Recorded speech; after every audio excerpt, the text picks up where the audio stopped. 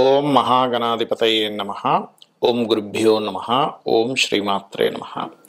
పరమేశ్వర స్వరూపమైనటువంటి జ్యోతిష, వాస్తు మరియు ఇతర అనేకమైనటువంటి శాస్త్రములను మనకు అందించినటువంటి మహర్షులకి నమస్కారం. హయగ్రీవ హయగ్రీవ హయగ్రీవేతియోపదేత్ తస్స నిస్సరతే వాణి జహ్నుకన్యా ప్రవాహవత్. అరుణాం కరుణాతరంగితాక్షీం ధృతపాశాంకుశపుష్పబాణచాపాం అనిమాదిభిరావృతాం మయూకైః అహమిత్యేవ విభావయే భవానీం. శ్రీమాత్రే నమః. ప్రేక్షకులకి ఆ లలితాంబిక అమ్మవారి యొక్క అనుగ్రహం పరిపూర్ణంగా కలగాలని మనస్ఫూర్తిగా కోరుకుంటూ మనం ఈరోజు గురువు వక్రత్యాగం అవుతుంది అంటే ఇన్ని రోజులు వక్రించినటువంటి గురువు 5వ తేదీ నుంచి వక్రత్యాగమై మే 15వ తేదీ వరకు వృషభ రాశిలోనే ఉంటాడు. దాంతోపాటు గురువుకి కోణస్థానంలో కేతు ఉన్నాడు. సో నవపంచక స్థానాల్లో గురుకేతువులు ఉన్నప్పుడు ద్వాదశ లగ్నముల వారికి లేదా ద్వాదశ రాశుల వారికి ఏ విధంగా ఉండబోతుంది, ఏ విషయాల పట్ల చాలా బాగుంటుంది, ఏ విషయాల పట్ల జాగ్రత్తగా ఉండాలి, ఎటువంటి పరిహార మార్గాలు చేసుకోవాలి, అదేవిధంగా లగ్నము జాతకం లేని వారు కూడా ఈ గురుబలం పెంచుకోవాలంటే ఏం చేయాలనేటువంటి విషయాల్ని మనం ఇప్పుడు తెలుసుకుందాం. అయితే ఈ విషయాలు చెప్తుంది నేనైనప్పటికీ కూడా చెప్పిస్తుంది సాక్షాత్ లలిత అమ్మవారిగా భావిస్తూ ఒక్కొక్క లగ్నం గురించి తెలుసుకుందాం. కన్యా లగ్నము, కన్యా రాశి. కన్యవారికి కనుక చూసుకున్నట్లయితే లగ్నంలో కేతువు యొక్క సంచారం జరుగుతుంది. ఎప్పుడైతే లగ్నంలో కేతువు సంచారం ఉందో ఆ కేతువు యొక్క ప్రభావం మీ మీద ఏమీ ఇంట్రెస్ట్ లేనట్టుగా కొంతకాలం ఒక పనిని ప్రారంభించేసి దాని తర్వాత ఇది కాదులే అని చెప్పని కొంతవరకు ఆ యొక్క, ఎందుకంటే సహజంగానే కన్యాలగ్నం వారికి ఉండేటువంటి గొప్ప టాలెంట్ ఏంటంటే మీకు మేనేజింగ్ స్కిల్స్ ఎక్కువగా ఉంటాయి. అంటే ఎటువంటి విషయాన్నైనా బాగా హ్యాండిల్ చేయగలుగుతారు. అలాంటిది కేతువు యొక్క ప్రభావం రాశిలో ఉండేసరికి ఆ రకమైనటువంటి ప్రవర్తన, ఆ రకమైన ఆలోచన విధానం మీకు కలుగుతూ ఉంటుంది. అయితే ఇక్కడ మరి గురువు రుజుమార్గంలోకి వచ్చినందుకు ఏమిటి అంటే గురువు దృష్టి కేతు మీద పడుతుంది కాబట్టి కాస్త రిలీఫ్ అనేటువంటిది వస్తుంది. కేతు లగ్నంలో ఉన్నటువంటి ప్రభావం తగ్గుతుంది. అలాగే కొత్త పరిచయాలు ఏర్పడము, కొత్త అగ్రిమెంట్స్ చేయడము, కొత్త ప్రయత్నం ఫలించడము. ఒక్కోసారి చూడండి, మనం ఎన్నో రకాల ప్రయత్నాలు చేస్తుంటాం, ఏది ముందుకు కదలదు. ఏమిటో అసలు ఏం చేద్దామన్నా ముందుకు కదలదు ఏమిటని చిరాకు చేస్తుంటాం. దాంతోపాటు లగ్నంలో కేతు సంచారం జరిగేసరికి విరక్తి, వైరాగ్యం కూడా వస్తుంటుంది. కానీ ఎప్పుడైతే గురువు 9వ స్థానంలో ఉండి వక్రగతి పోయి స్ట్రైట్ అవుతున్నాడో కొంతవరకు ప్రయత్న ఫలితము, అదేవిధంగా సిబ్లింగ్స్తో కొంతవరకు సహకారాలు, గతంలో ఏమైనా మిస్అండర్స్టాండింగ్స్ జరిగినటువంటి అంశాలు మీ లైఫ్లో ఉన్నట్లయితే ఆ యొక్క మీ జీవితంలో ఉన్నటువంటి ఆ యొక్క చెడు అనుభవాలు కొంతవరకు తగ్గడం, ఇటువంటివి కూడా జరుగుతాయి.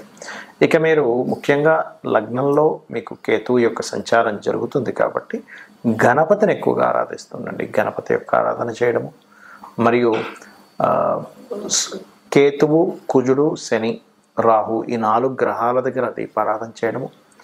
అందులోని కేతువు లగ్నంలో ఉండగా 7వ స్థానంలో శని, రాహులు ఉన్నారు కాబట్టి కాస్త వివాహ జీవిత భాగస్వామి అంటే జీవిత భాగస్వామిని కానీ లేనట్లయితే మీరు బిజినెస్ పార్ట్నర్స్ని కానీ ఎంపిక చేసుకునేటప్పుడు కాస్త చూసుకొని ఎంపిక చేయండి.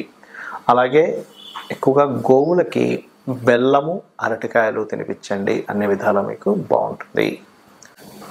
గురు బలము అనేటువంటిది ఏదైతే ఉందో అది ప్రతి ఒక్కరికి అవసరం.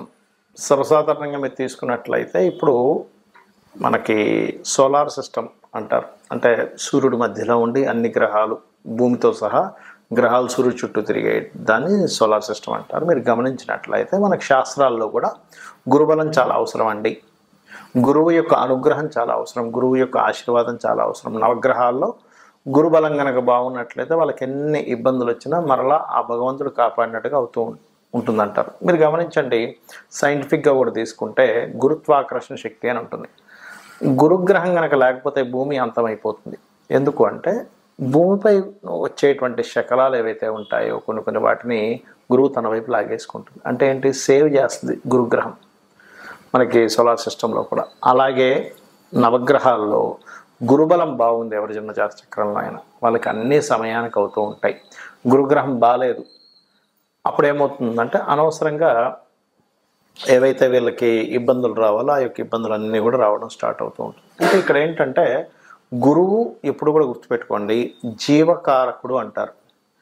జీవకారకుడైనటువంటి గురువు ఎవరైతే ఉన్నారో అతను మంచి పొజిషన్లో ఉండడం ఒక ఎత్తు, మీ లగ్నానికి శుభుడో పాప అయ్యారా అనేటువంటిది ఒక ఎత్తు. మీ లగ్నానికి శుభుడు అయ్యారనుకోండి మరింత ఎక్కువ శుభ ఫలితాలు వస్తాయి.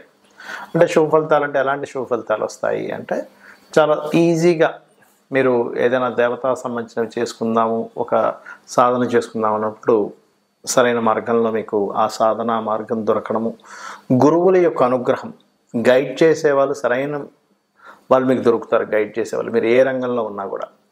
అదేవిధంగా సంతాన ప్రాప్తి, పేరు ప్రఖ్యాతలు రావడము, ఆధ్యాత్మికంగా మంచి పురోగతి ఉండడం అనేటువంటివన్నీ కూడా ఇక్కడ మీకు గురువు బాగుంటే వస్తుంది. అదే కనుక గురువు బాగోలేడు అప్పుడు ఏంటి అంటే సరైన గైడ్ చేసేవాళ్ళు దొరకరు, మీకు మిస్గైడ్ చేసేవాళ్ళు ఎక్కువ దొరుకుతూ ఉంటారు మీ లైఫ్లో. అలాగే సంతానంతో కొంత ఇబ్బంది, సంతానానికి సరిగ్గా ఎదుగుదల లేదనేటువంటి ఇబ్బందులు ఇవి ఎక్కువగా కలుగుతూ ఉంటాయి. మరి అలాంటప్పుడు ఈ గురుబలాన్ని మీ లగ్నం తెలిసినా తెలియకపోయినా పెంచుకోవాలంటే ఏం చేయాలి అంటే సింపుల్గా గురువు యొక్క ఆరాధన. ఇది రకరకాలుగా ఉంటుంది. మీకు మీ యొక్క అజ్ఞానాన్ని తొలగించి స్పిరిచువల్ వేలో మీకు ఎవరైతే సరైనటువంటి మార్గాన్ని నిర్దేశిస్తారో వాళ్ళని గురువులు అంటారు. మీకు ఉపాధ్యాయుడు వేరు, అంటే టీచర్స్ వేరు, గురువులు వేరు, రకరకాల ఇది ఉంటుంది. మీరు ఒక్కొక్క దగ్గర నుంచి నేర్చుకునేటప్పుడు సర్వసాధారణంగా అందరూ ఏంటంటే మా గురువు గారిని వాడేస్తుంటారు వర్డ్, కానీ కేవలం అజ్ఞానాన్ని తొలగించి ఆధ్యాత్మిక మార్గాన్ని సరైనటువంటి మార్గంలో మీకు వెలుగుని చూపించేవారు గురువు అవుతారు.